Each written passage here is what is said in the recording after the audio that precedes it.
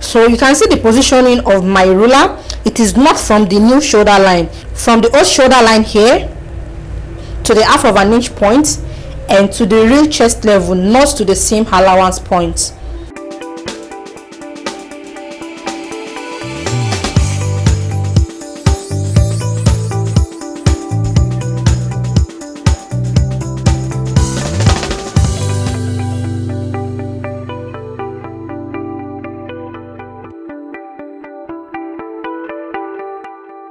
In constructing the neckline, I will start taking my neck depth measurement from the old starting point line. So the neck depth I will be using will be 1 inch.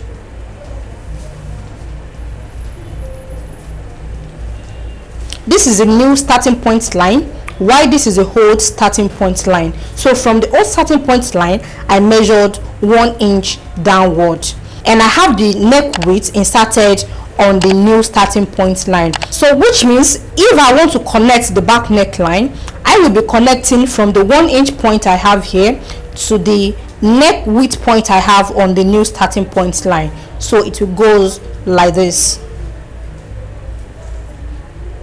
Okay, so in order to have a well constructed neckline, I will insert the neck width I have here on this same line, which is 2.75. I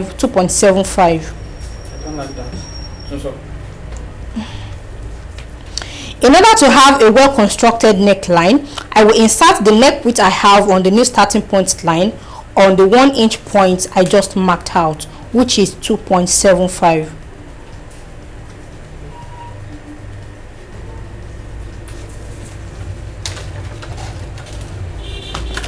Then I will make this a straight line.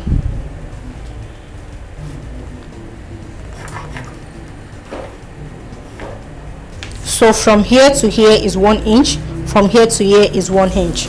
Then I will connect the 2 points together.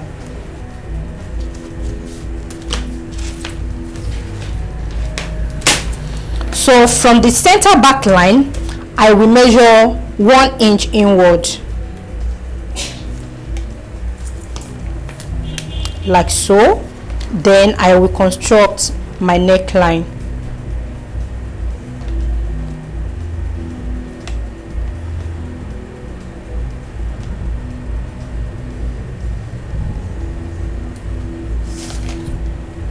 So guys, now I have the back neckline constructed, but we are not done yet.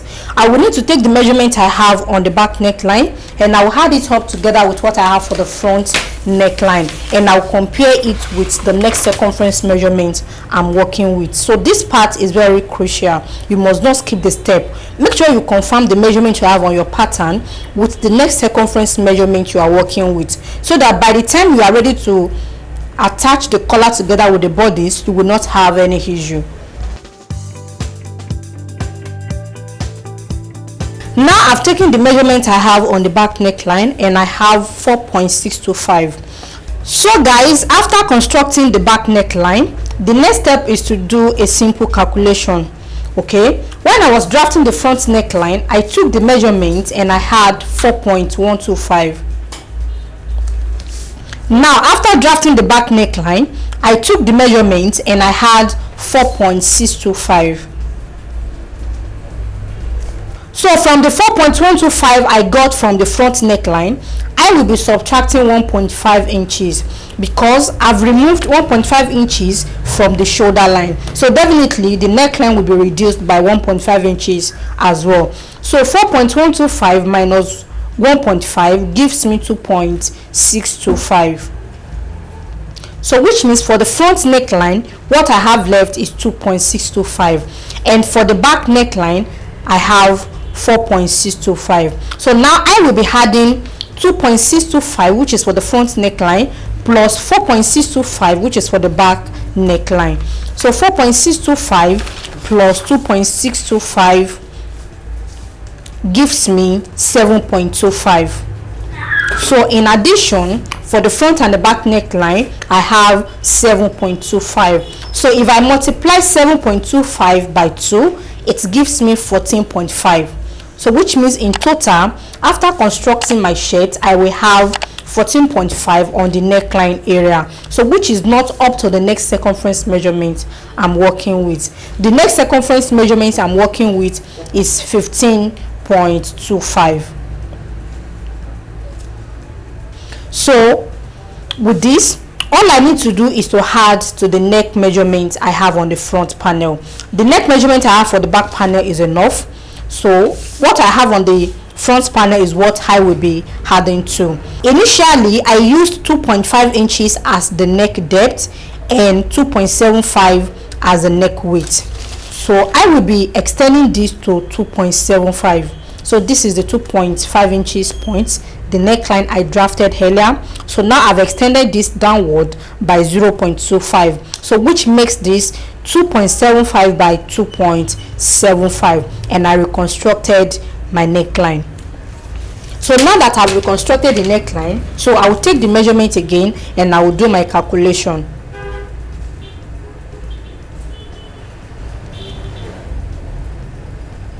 Okay, so for this neckline I have 4.5 inches, so I will have to subtract 1.5 inches from 4.5, so which gives me 3 inches left. So 3 inches plus 4.625 gives me 7.625 in total. 7.625 multiplied by 2 gives me 15.25, so which is equal to the neck circumference measurement I'm working with. So you have to do your check and balance before cutting out your pattern. The clue is, after adding the front and the back neckline together, if the value you achieve is more than the neck circumference measurement, all you need to do is to reduce your neck measurements. But if it is not up to the neck circumference measurements, then you will add to the neck measurements. That's all. So for now I'm done with the back neckline. This is done. The arm area also is done. So the next step is to work on the waist level. On the waist level, I will be adding a dart to my shirt. This is optional. If you don't want to add a dart to your shirt, you can skip this step. But in order to bring out the fitness of the shirt properly on the wearer, it is advisable you add a dart to your shirt. In adding a dart to my shirt, I will come to the chest level. Then I will take the measurement I have on the chest level, and I will get the midpoint.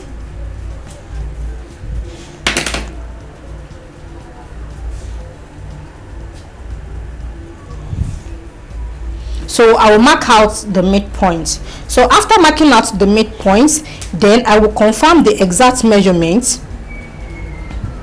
like so. I have 5.5 inches. So from 5.5 inches I will subtract half of an inch. So whatever you have on the chest level, that is the midpoint of your chest level, just subtract half of an inch from it. So the half of an inch is a dart intake. So what I will be having left on the waist level will be 5 inches. So I will be inserting 5 inches on the waist level.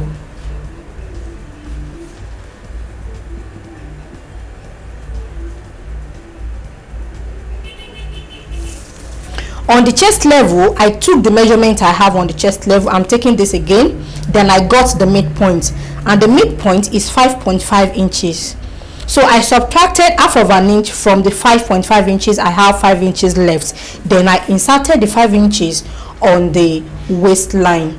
So from this point, which is a 5 inches point, then I will measure my dart intake forward. The standard dart intake is half of an inch. The standard dart intake is half of an inch. So this works perfectly for all sizes, and I will get the midpoint.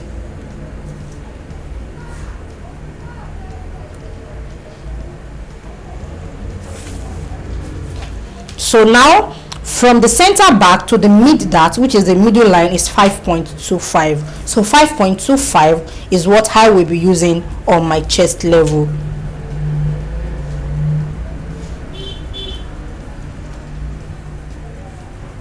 And I will cross the 5.5 inches point out. So the next step is to connect this point to the mid dart. Okay, then from the chest level I will measure 2.5 inches downward. So this is to move the dart away from the chest level. Then I have it there. Then I will be connecting the 2 points I have on the waist level to the 2.5 inches points. All these values are standard for all sizes.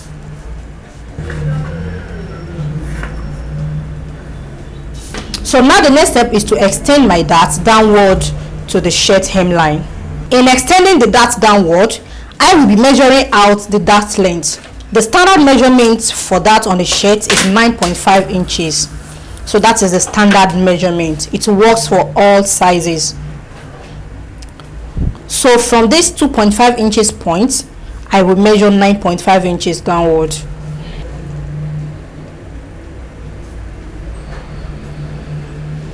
So which is there. Then on this point, I will insert what I have on the waistline, which is 5.25.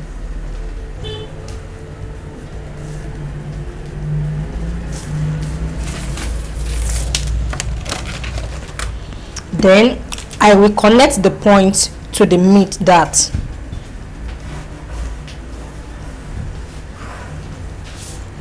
Then I will connect the remaining 2 dart points to the 9.5 inches point.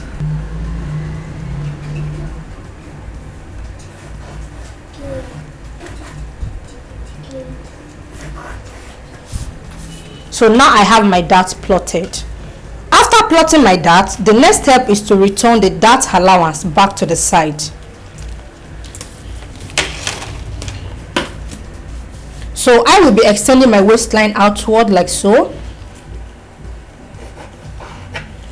Then I will return the dart intake I have on the waistline, which is 1/2 inch, back to the side, so that I will not have a shortage after constructing my shirt.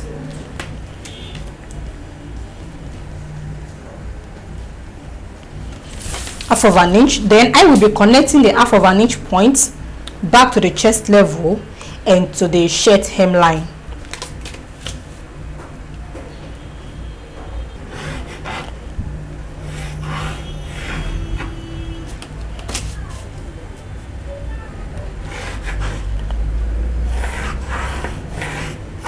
So I'm blending up the hip area with my curve ruler, just a slight curve.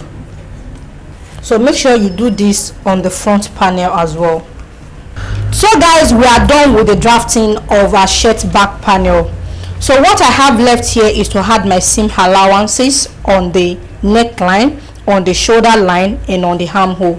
And for the remaining parts of the pattern, the seam allowances has been added. When I was transferring the front panel, I have my seam allowance added by the side already. I have my hem allowance on the shirt length, okay, so which means the seam allowance has been added automatically on the back panel. But for the armhole, which I just constructed, the shoulder line and the neckline, these are the parts I will be adding my seam allowances. 1/2 inch on the neckline, 1/2 inch on the shoulder line, and 1/2 inch on the armhole. So guys, now I have my seam allowances added on the neckline, the shoulder line, and the armhole. So now I can proceed in cutting out the back pattern. So before cutting out the back pattern, I will be cutting out the front neckline. This is the new neckline I drafted with the blue pen, and I added my seam allowance with a red pen. So I will be cutting out on the red line. Firstly, I will be extending my shoulder line to meet the neckline. So that is the seam allowance.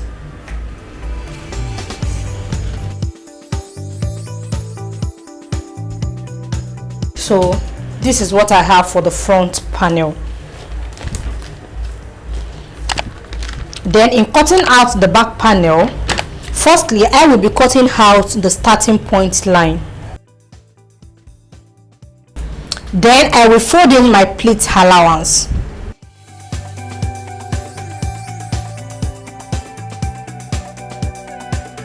So after folding in the pleat allowance, I will be cutting on the neckline. I will cut on the shoulder line. Then I will cut on the armhole.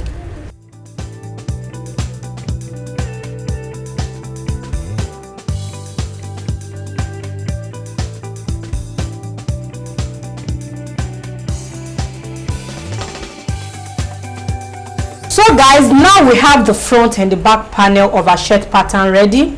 This is for the front and this is for the back. Let's meet in the next episode where I will be showing you how to cut out your pattern on the fabrics, how to cut out the back yoke, and how to join all the pieces together to make a cute button down shirt. Make sure you subscribe to this channel for regular notifications and also give this video a thumbs up. See you next time, and always do remember, there is no elevator to success. You have to take the stairs.